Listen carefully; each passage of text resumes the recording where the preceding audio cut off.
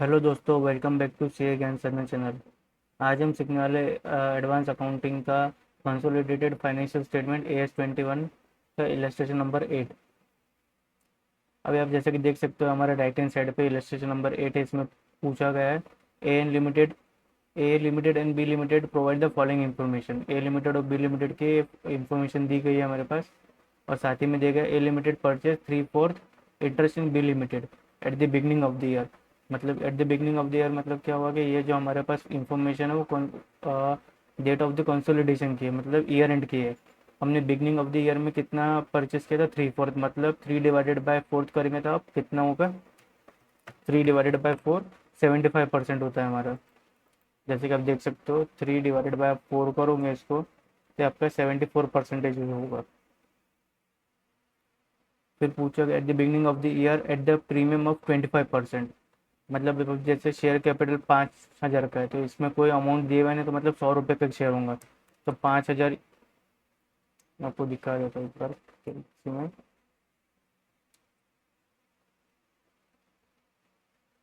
Just wait minute. 5,000 divided by 100। मेरे पास 50 share थे 100 रुपये के हिसाब से।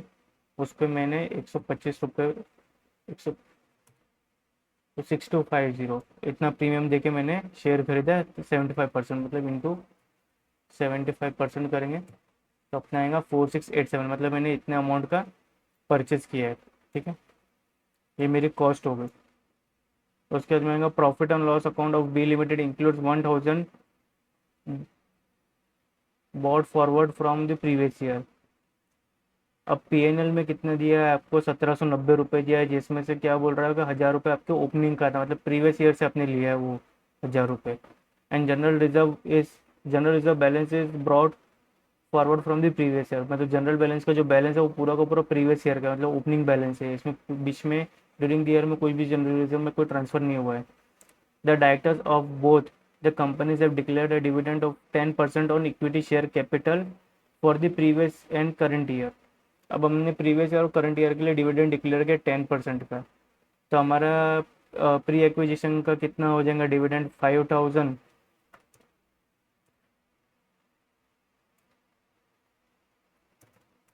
5,000 इंटू 10% के हिसाब से हमने दिया है। तो हमने 500 रुपये का इंटरेस्ट दिया, और हमने 75% एक्वायर्ड किया था। तो 75% के हिसाब से होता कि 375 हमारा प्री एक्विजिशन डिविडेंड हो गया।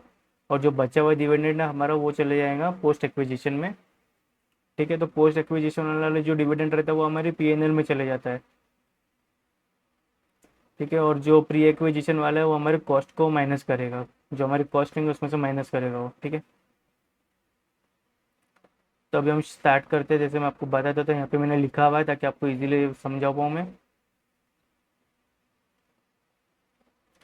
अब आपका शेयर कैपिटल है यहाँ पे, ये इक्विटी शेयर कैपिटल है। ठीक है, अब ये दिया है यहाँ पे 500 रुपये, सॉरी 5,000 रुपीज़। ठीक है, तो एक शेयर कितने का होगा, 5,000, 100 रुपये का।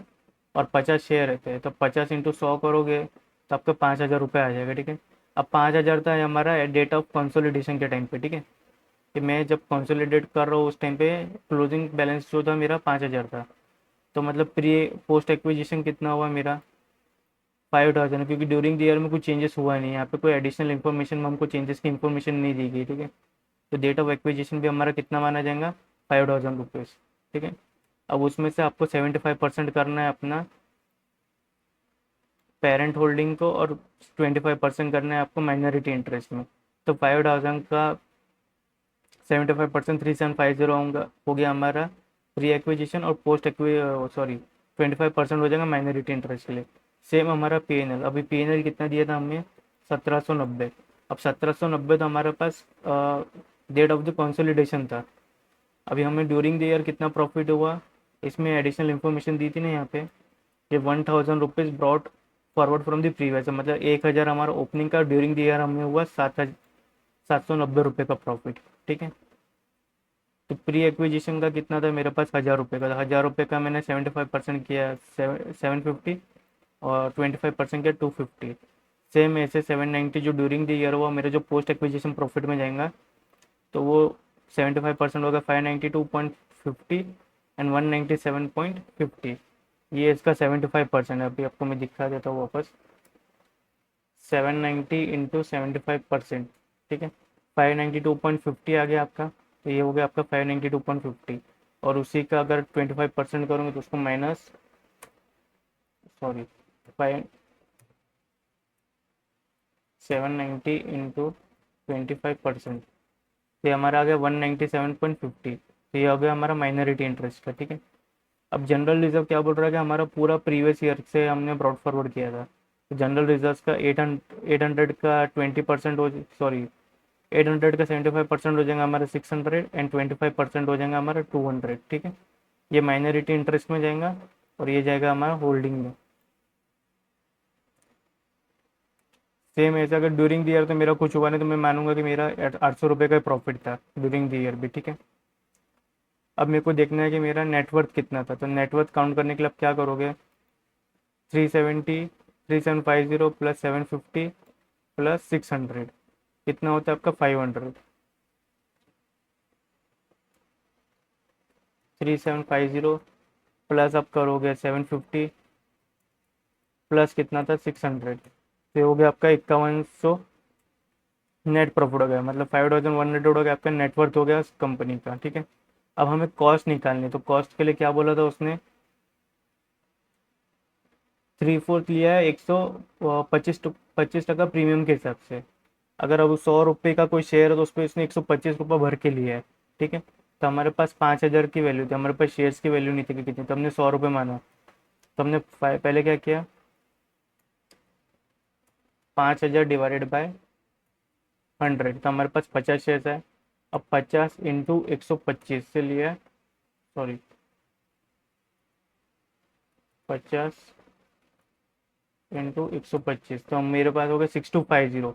अब 6250 तो हो गया मेरा 125% प्रीमियम भर के लिया, लेकिन मैंने तो इसमें से सिर्फ 75% लिया है। देखो तो 75% कितना होता है, 4687.50। तो ए लिमिटेड ने कितना होल्ड किया था, 4687.50, तो हमारा कॉस्ट आ गया 4687.50, ठीक है। अब कॉस्ट में से हमें प्री एक्विजिशन डिविडेंड माइनस करना पड़ेगा। तो प्री एक्विजिशन डिविडेंड कितना होता है, अब ये जो प्री एक्विजिशन डिविडेंड हमेशा फेस वैल्यू पे करता है। अभी आप सोचोगे कि मैं प्रीमियम पे काट दूँ, जो यहाँ पे वैल्यू आ रही 5,000 इंटू 125, तो 125 में आपके फेस वैल्यू पे कटता है डिविडेंड, ठीक है। तो 5,000, तो 50 शेयर्स थे 100 रुपये के हिसाब से, तो 5,000 ही हो गए। 50 इंटू 100, 5,000 इंटू 10% हमने डिविडेंड डिक्लेयर किया, तो टोटल हमने 500 रुपीज़ का डिविडेंड डिक्लेयर किया, जिसमें से 75% प्री एक्विजिशन का था। जो 375 वो हमारे कॉस्ट को माइनस करेंगे, जो ये हमारी कॉस्ट थी उसमें से इतना माइनस करेगा। तो हमारा कितना कॉस्ट था, 4687.50 माइनस 300, तो हमारा 4387 नेट कॉस्ट आ गया। और हमने भरा कि नेटवर्थ कितनी थी हमारी, 5100 की। तो 5100 की नेटवर्थ थी, तो हमने 712 पॉइंट, एक सेकेंड ना, कुछ मिस्टेक हो गया, 4687.50 माइनस 375, 4,312.50 है ना, 4,312.50 माइनस, हमने नेटवर्थ कितनी थी हमारी 5100 की। तो हमारा कैपिटल रिजर्व आ रहा है, मतलब हमने क्या किया कि जो नेटवर्थ थी हमारी 5100, उसके आगे हमने जो कॉस्ट दिया है तो हमने 4312 का दिया है। तो हमारे कैपिटल रिजर्व आ गया कि हमने कम कॉस्ट दिया। अगर हम ज़्यादा कॉस्ट देते 5100 से, अगर आप 5200 रुपये देता तो आपका वो गुडविल माना जाता, लेकिन आपने कम दिया इसलिए वो कैपिटल रिजर्व हो गया। तो ये हो गया आपका 787 रुपीज़ का, ठीक है। नेक्स्ट आता है माइनॉरिटी इंटरेस्ट कैसे कैलकुलेट करें। इसका भी इसी तरीका है माइनॉरिटी इंटरेस्ट कैलकुलेशन करने का। तब पहले कर कीजिए कि शेयर कैपिटल का आपने 20% लिया था।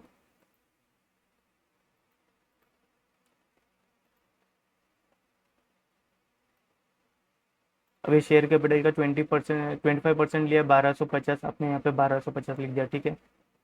सेकंड अपने पीएनएल का कितना था आपका, 250 प्री एक्विजिशन पीएनएल 250, ठीक है। पोस्ट एक्विजिशन का कितना था हमारा 197.50, 197.50 आ गया। जनरल रिजर्व कितना था हमारा, ड्यूरिंग द ईयर भी उतना ही था। और प्री एक्विजिशन का तो हमारा कितना था जनरल रिजर्व 200, तो हमने 200 ऐड कर दिया। अब एक चीज़ ध्यान रखना कि आप प्रेफरेंस शेयर्स है, ये हमारे कैलकुलेशन ऑफ गुडविल और कैपिटल रिजर्व में काउंट नहीं होता है, ये से हमारा माइनॉरिटी इंटरेस्ट में जाएंगे। तो 1000 रुपये था, तो 1000 रुपये हमने यहाँ पे प्रिफरेंस शेयर्स फॉलो इसमें ऐड कर दिया। माइनॉरिटी इंटरेस्ट में हमारा कॉस्ट कितना आ गया, 2897.50 आ गया। ठीक है, तो हमारा शेयर कैपिटल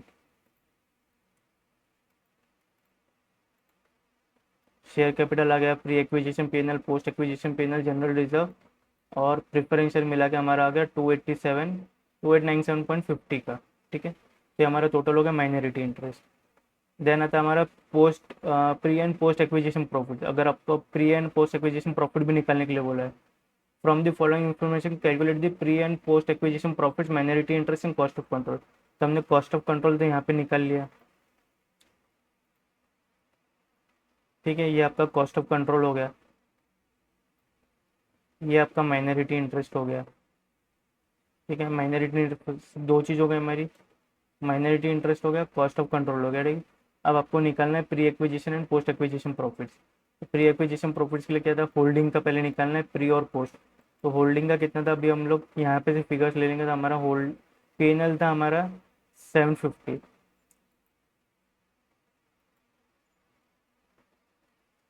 एक सेकेंड ना, पीएनएल का था हमारा 750, प्री एक्विजिशन और पोस्ट एक्विजिशन था पर 592.50। तो मैंने पीएनएल का लिख दिया हमने। होल्डिंग कंपनी का कितना था 750, प्री एक्विजिशन पोस्ट एक्विजिशन था 592.50। फिर आएगा जनरल रिजर्व, जीआर मतलब जनरल रिजर्व। तो प्री एक्विजिशन का कितना था 600 रुपीज़, तो हमने 600 यहाँ पे ऐड कर दिया। तो टोटल कितना हो गया प्री एक्विजिशन का प्रॉफिट 1350 का, और पोस्ट एक्विजिशन का प्रॉफिट कितना हुआ 592.50। ठीक है, सेम ऐसे हमें माइनॉरिटी इंटरेस्ट निकालना है।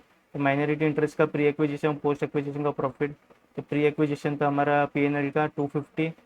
ठीक है, और पोस्ट एक्विजिशन था 197.50।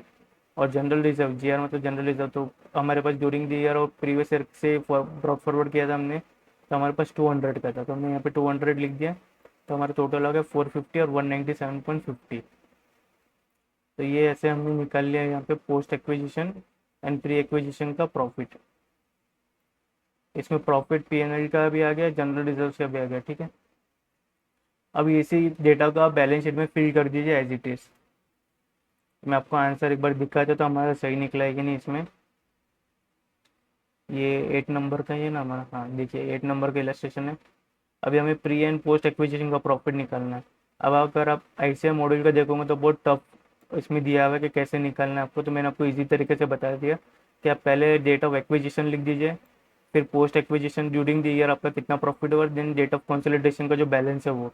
तो हमारा डेट ऑफ एक्विजिशन के टाइम पे हमने लिख दिया कि शेयर कैपिटल, पीएनएल और जनरल रिजर्व। तो ऐसे करके हमने माइनॉरिटी इंटरेस्ट निकाला। माइनॉरिटी इंटरेस्ट कितना है हमारा 2897.50। तो माइनॉरिटी इंटरेस्ट आ गया हमारा, देखिए कैलकुलेशन ऑफ माइनॉरिटी इंटरेस्ट 2897.50। इसको इंटू 1000 कर दूंगे, जैसे यहाँ पे क्वेश्चन जो था थाउजेंड्स में था। ठीक है, तो अभी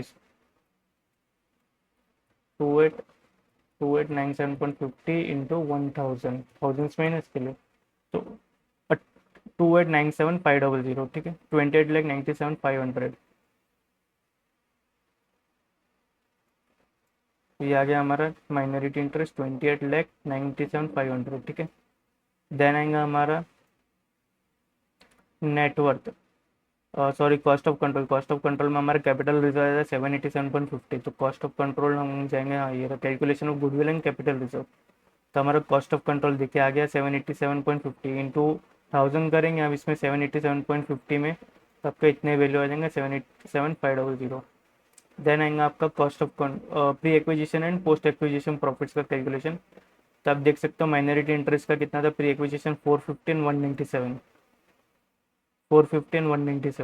और होल्डिंग का था 13,50,000, 13,50,000 और 5,92,500। ठीक, ऐसा करके हमने माइनॉरिटी